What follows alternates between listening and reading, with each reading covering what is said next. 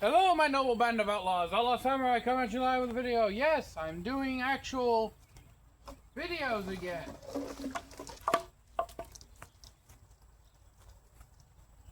One video at a time. Today, we are going to, if I can get this rope to cooperate, do a video on something I have actually played with the notion of for a couple of years. In fact, many years since I watched Mortal Kombat and the whole rope dart throwing weapon concept thing. And for any of you ask, no, I am not going to be using a rope dart. I'm going to be using something I have equally less skill in. If this goddamn rope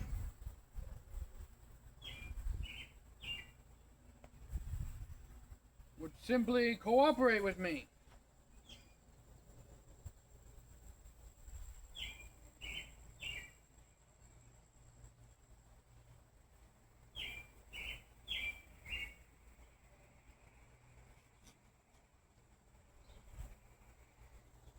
Fuck it. Now then, you may be wondering, Outlaw, why are you tying the cold steel training boken to Bob Stabbington's, well, skeleton? And the answer is fairly simple.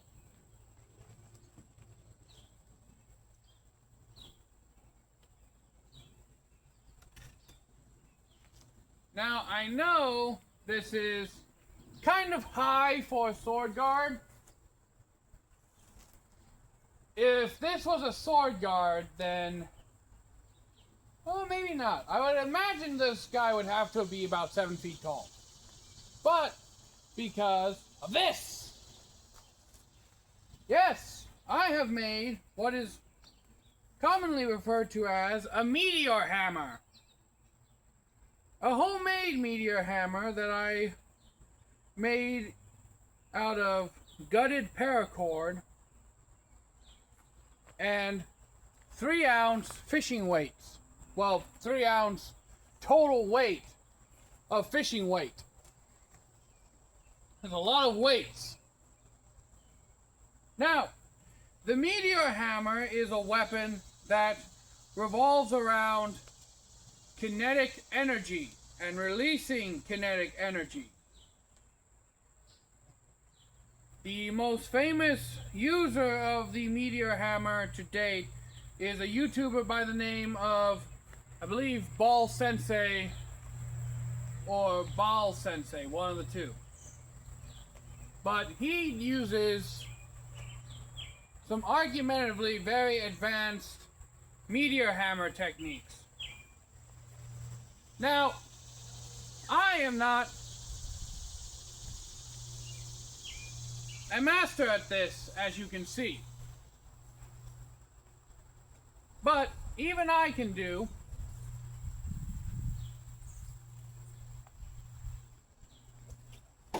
simple strikes with this weapon. But as we all know, my mastery and background revolves around the humble sword. And we can see where this is going with this. So, there are a lot of traditional techniques where you would be using your foot for leverage to basically power off a strike. Or like I was doing with my elbow,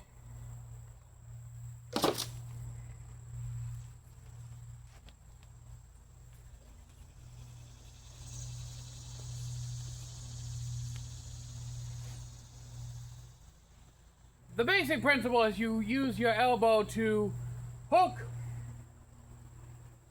the meteor hammer and extend outwards.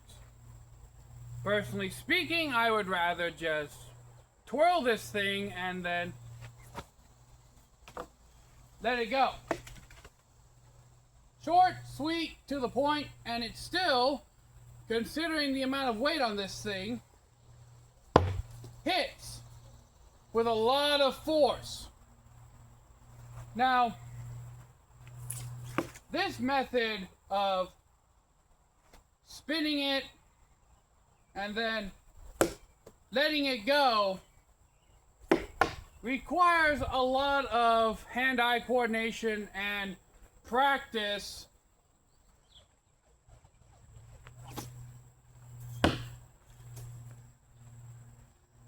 with knowing exactly when to release this thing in the spin. So if you want it to go straight, for example, and it shoots upward, or you want it to go straight and it shoots downwards, it takes practice to be able to just flick this thing out.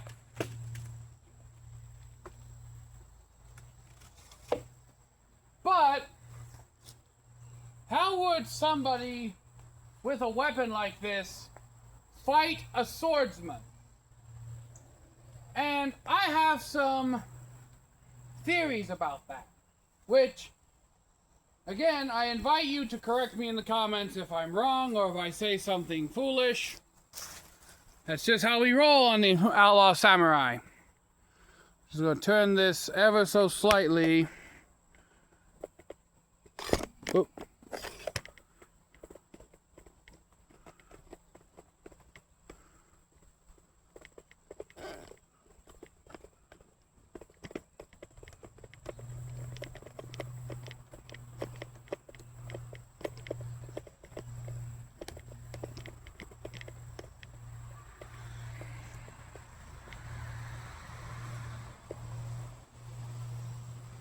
To get a better view.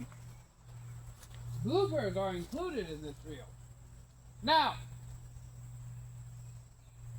the best way, in my mind, for someone with a meteor-style hammer weapon to fight a swordsman is to essentially keep range. You'll notice that I can retract the meteor hammer to be very close to my body, and then simultaneously, just by releasing my thumb and index finger, have it extend very far out from my body. Now, depending on how fast you spin this thing, like you saw, it could deliver a hiccup when you extend it outwards. But that can be mitigated with practice. So, what I would do, if I was forced to face a swordsman with this, I would keep it extended outwards. And I would keep my distance. Maybe give a few false flicks forward. Like that. Something to make him question whether he wants to advance on me or not. There's also the classic trope of rope and chain weapons doing this.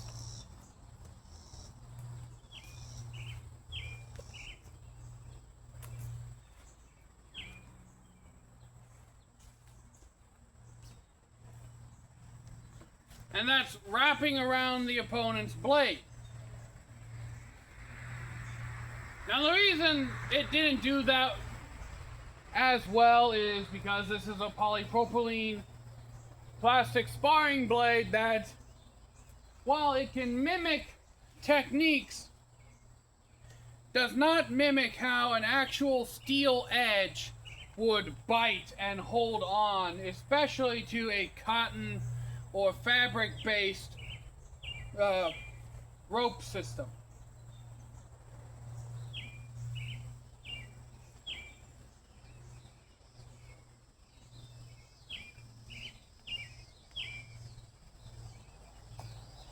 Now, like I said, there is the classic, like, trying to basically rope your meteor hammer around your opponent's weapon, and then you can kind of pull the weapon out of their hand, or even if you're skilled enough, throw said rope around the back of their necks and yank them down into like a triangular formation, because at this point, if he releases his blade, that blade is going to just go straight back into his face, or chest, or shoulder, or some part of it will hit some part of his upper body before it is released entirely.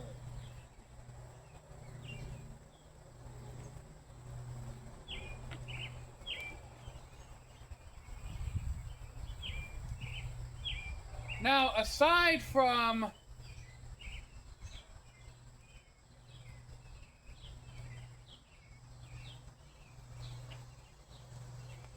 doing the, traditionally obvious roping the blade, you could, if you have the ability and skill to aim this right, I'm cutting that branch later, try to wrap around their body itself. Like, say, their arm, their throat, their legs, something of that nature. Now, I hear what you're going to say. Oh, Outlaw, that basically robs you of your weapon if you wrap around their leg or something. Then what are you going to do? What's stopping them from just charging directly at you and removing the tautness from said meteor hammer cordage, for lack of better terms? Two things are stopping them. One, the fact that they have to keep track of where this meteor hammer is swinging, because if they overcommit to an attack, there's always another classic of just shrinking the amount of cordage you have extended out and bashing them in the bashing them in the head, or again the body, some form of physical damage. Remember, this is metal at the end of this thing. Even 3 ounces swung at the end of a rope, which is essentially a flexible lever, is going to hurt like a son of a bitch. Meaning that even if you don't wrap their blade or wrap their head, their arm, their legs, if you manage to hit them with this metal part, it's going to hurt, and 9 times out of 10, it's going to discombobulate them, allowing you time for either backing the hell up or committing to a follow-up strike. Now, I mentioned the second option, and that is that once this thing wraps around good enough,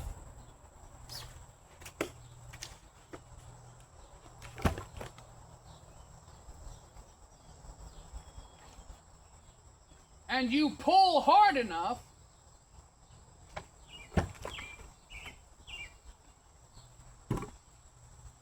I have to reattach that.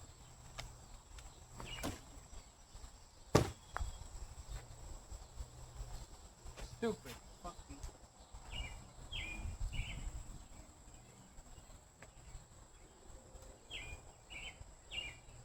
I'll have to fix that later. But as I was saying, once this thing gets a hold of something,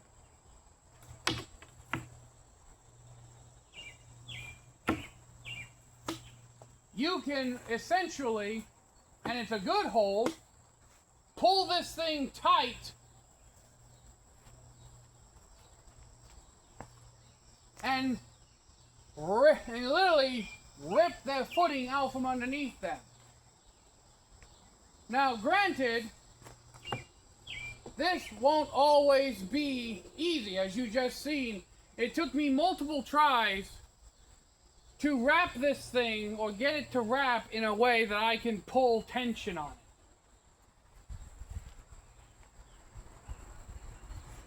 But to feel something suddenly go and wrap itself around your leg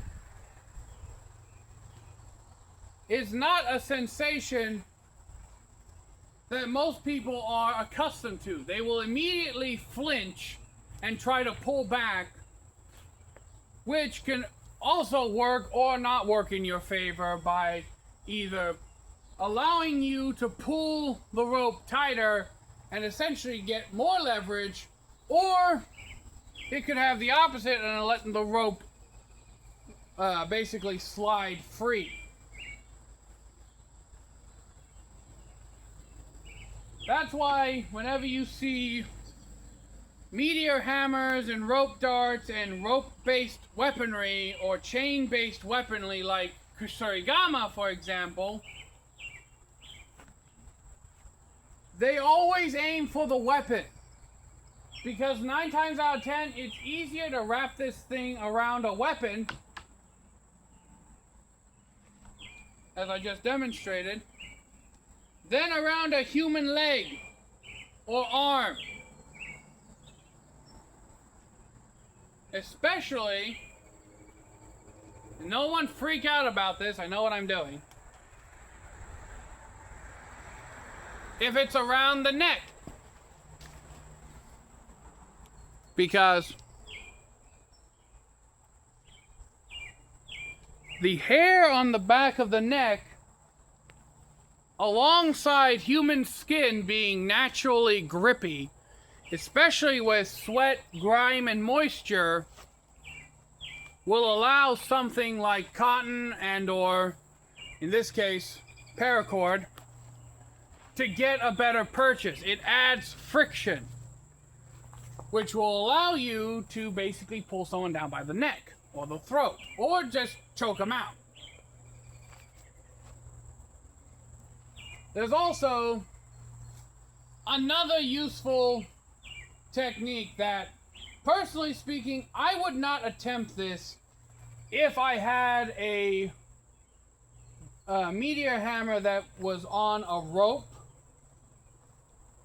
but it does have merit to use if you are using a chain. And that is, if you have to, you can gather up the cordage and use it to block and or trap an opponent's blade, wrenching it down to deliver a powerful strike. I would not recommend that because it requires an ungodly amount of hand-eye coordination, and as I said, I would not even attempt it if I did not have a meteor. I keep wanting to say warhammer. Meteor fucking hammer that did not have a chain as its cordage.